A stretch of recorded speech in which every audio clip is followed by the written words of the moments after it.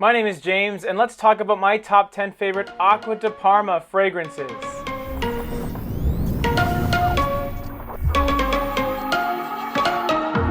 Wagwan, dudes! That's Toronto talk for hello, greetings. Today I'm going to talk about one of my favorite niche fragrance houses, Acqua Di Parma. Few fragrances do fresh fragrances quite as goodly as these guys. I have collected quite a few Acqua Di Parmas, and I wanted to share my top 10 favorites with you guys. At number 10 is the first of two decants I have, Acqua di Capri. This is Acqua Di Parma's take on orange. It's an orange fragrance, but it's not just citrus, it also has a floral quality to it. Orange and orange blossom are the primary notes here. It's not a blood orange with tartness, it is a sweeter orange. I only have a decant of it just because performance-wise it didn't really work too well on my skin, and it didn't have enough of that citrus that I crave. Number 10, Acqua di Capri. My number 9 Acqua Di Parma is Bergamot di Calabria. If you didn't deduce from the name, this is a bergamot-based fragrance. Sort of a bergamot neroli, but it is a little more bergamot heavy rather than floral. I did enjoy this more than Acqua. I think it is an authentic, nice, zesty citrus. Some people say that this lasts 2 hours on them, but I have gotten about 5 or 6 hours of performance where I was even catching whiffs off of myself 4 hours into wearing, which is really good for a fresh fragrance like this. But it is a number 9 because it didn't really bring anything new to the table. I have quite a few bergamot-based fragrances in my collection already, so I didn't feel the need of getting another bottle of something else that smells kind of like other things. At number 9, Bergamot di Calabria. Now that we're at number 8, guys, it bottles the rest of the way. We have Colonia. This is the one that started it all. A classic eau de cologne style that has lemon, lemon verbena, lavender, a touch of rose. Overall, I'm a huge fan of Colonia, especially considering how important it was to the entire brand and fragrances in general. It's a fragrance that you can get for almost any man and they're going to like it. The reason I have it at number 8 though is because it isn't necessarily unique. Even though this was a creative solid release when it first came out 100 years ago, there are a lot of other fragrances that have similarities to it nowadays, but it still gets my respect. And that was Colonia. My number 7 fragrance by Acqua Di Parma in my collection, Colonia Assoluta. One of the Colonia flankers that still has that same transparent-like quality. This is just a little more updated. Colonia Assoluta is just a little more vibrant, zesty, tangy. It has more of an apparent citrus quality, just a bit of bite when you first spray it on. Signature scent worthy, absolutely. Or should I say, assoluti. The only reason it's number 7 is because the top 6, is it 6? Yes, it is.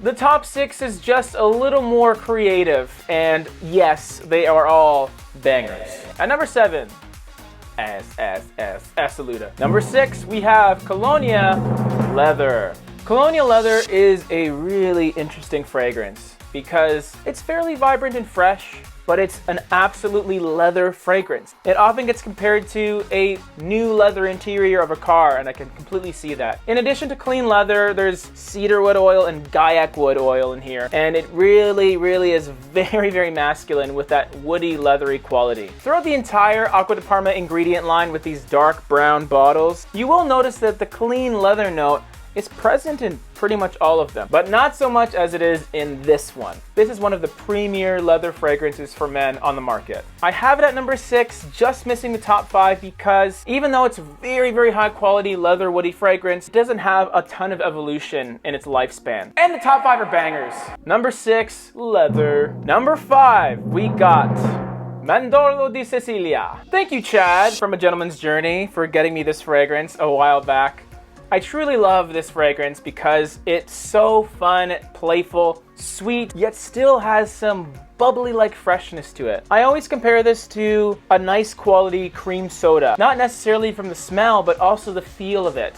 When you smell an ice-cold glass of cream soda, not the magenta, chemically pink one, but kind of the pale one, the one that you would get in a very posh burger joint, and you take a whiff of it, you can smell the bubbles kind of evaporating, and it has that carbonation smell. You know what I mean? Maybe not. It's creamy and sweet with a hint of citrus to balance it out a little bit, and it's just so fun to wear. The only reason I have it at number 5 though is this is one of the more challenging Blue Mediterranean line fragrances to wear in the warm weather, especially when you're a guy. It's very sweet, So don't wear it when it's too hot or it's just gonna be way too much for you. But when the temperature is a little more reasonable, it's a very, very fun fragrance, like I already said.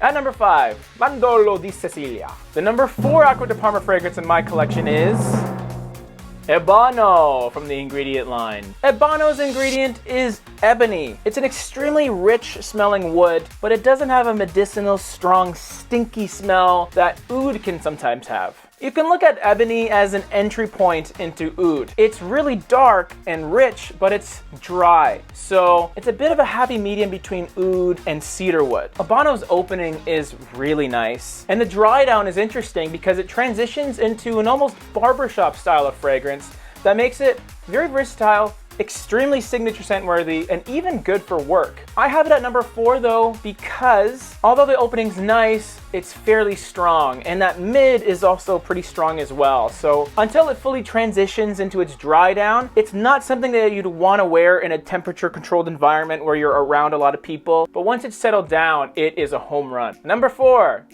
EBANO. My number 3 Acqua di Parma fragrance is Cedro di Taormina. Cedro means cedar, and the font color is kind of lemony, don't you think? I do like the woodier fragrances by Acqua di Parma. I feel they're a little more masculine forward, but the citrus keeps it very Acqua di Parma-like, still light and fresh. I've tried quite a few woody citrus fragrances throughout my day. It's such a phenomenal blend that it feels like Acqua di Parma crossbred lemons and trees. It smells like the wood naturally has a citrus smell to it. The only reason I have it at number 3 and not higher on this list is the top 2 have proven to be a little more versatile, while Cedro di Taormina does lend itself more towards warm weather. Number 3, Cedro. At number 2, we have jroyl di Sardegna. Now this fragrance is phenomenal. When I first tried it on, I thought it was pretty good, but the more and more I wore it,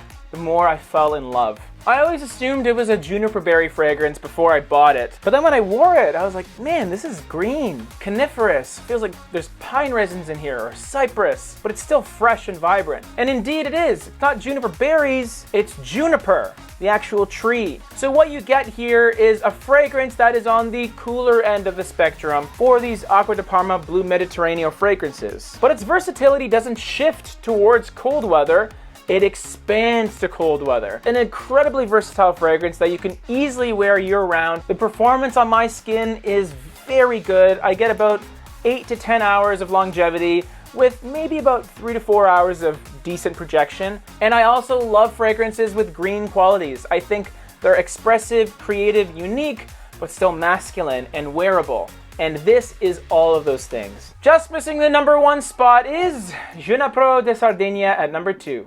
Alright guys, we got one more fragrance to go. And if you haven't already subscribed to this channel and you love this fragrance content, or even like it enough to subscribe, then there's a subscribe button you can click to subscribe, and there's a bell if you want notifications. Is that good? My YouTube advisor told me to do that. Alright guys, enough stalling. My number 1 Acqua di Parma fragrance in my collection is not Fico di Amalfi, it is Colonia Intensa Oud.